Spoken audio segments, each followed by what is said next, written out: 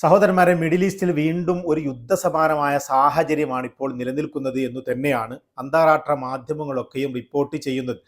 ഇത് ഇതിൻ്റെ ഒരു പ്രധാനപ്പെട്ട കാരണമെന്ന് പറയുന്നത്, കഴിഞ്ഞ ദിവസം US മാധ്യമങ്ങൾ റിപ്പോർട്ട് ചെയ്തിരുന്നു. US-ൻ്റെ എബ്രഹാം ലിങ്കൺ വിമാനവാഹിനി കപ്പലും അതുപോലെ തന്നെ അതിൻ്റെ സ്ട്രൈക്ക് ഗ്രൂപ്പുകളും ചൈന കടലിൽ നിന്ന്, ദക്ഷിണ ചൈന കടലിൽ നിന്ന് മിഡിൽ ഈസ്റ്റിലേക്ക് വഴിതിരിച്ചു വിട്ടിട്ടുണ്ടെന്നും ദിവസങ്ങൾക്കുള്ളിൽ തന്നെ അത് ഗൾഫ് തീരത്തേക്ക് എത്തിച്ചേരുമെന്നും റിപ്പോർട്ട് ചെയ്തതിൻ്റെ അടിസ്ഥാനത്തിൽ പത്രമാധ്യമങ്ങൾ ട്രംപിനോട് ചോദിച്ചു, എന്താണ് സാഹചര്യം എന്ന് ചോദിച്ചപ്പോഴാണ്, ഞങ്ങളുടെ കപ്പലുകൾ ഗൾഫിലുള്ള കാര്യം നിങ്ങൾ അറിഞ്ഞിരിക്കുമല്ലോ, മിഡിൽ ഈസ്റ്റ് കടലിടുക്കിൽ ഞങ്ങളുടെ ഒരു വലിയ കപ്പൽ വ്യൂഹം തന്നെ സ്ഥിതി ചെയ്യുകയാണ്, ഞങ്ങൾ ഇറാനിൽ കാര്യങ്ങൾ നിരീക്ഷിച്ചു വരുന്നു, എന്ത് ചെയ്യണമെന്ന് നോക്കാം, ചിലപ്പോൾ ഞങ്ങൾ ആക്രമിച്ചേക്കാം എന്ന രീതിയിലുള്ള ട്രംപിന്റെ ഒരു പ്രതികരണവും കൂടി വന്നിരിക്കുന്നു. അതിനുശേഷമാണ് മിഡിൽ ഈസ്റ്റിൽ പല എയർ സ്പേസുകളും ഉപയോഗിക്കാതെ പല രാജ്യങ്ങളും പല എയർലൈനുകളും മിഡിൽ ഈസ്റ്റ് എയർ സ്പേസിൽ നിന്ന് പിൻവാങ്ങുന്ന സാഹചര്യമുള്ളത്. ഇപ്പോൾ ലേറ്റസ്റ്റ് ആയി വരുന്ന വാർത്ത എന്ന് പറയുന്നത്, IRGC ചീഫ്, അതായത് ഇറാൻ സൈന്യത്തിന്റെ മേധാവി പറയുന്നു, ഞങ്ങളുടെ സൈന്യം ട്രിഗറിൽ വിരളി വെച്ചിരിക്കുകയാണ്, ജസ്റ്റ് ഒരു ഓർഡറിന് വേണ്ടി അത്രത്തോളം ഞങ്ങൾ തയ്യാറായി കഴിഞ്ഞിരിക്കുന്നു എന്ന വാർത്തയാണ് ഇറാനിൽ നിന്നുള്ള വാർത്ത എന്ന് പറയുന്നത്. ഇത് ടൈംസ് ഓഫ് ഇസ്രായേൽ പോലും റിപ്പോർട്ട് ചെയ്യുന്നു എന്നുള്ളത് തന്നെയാണ്.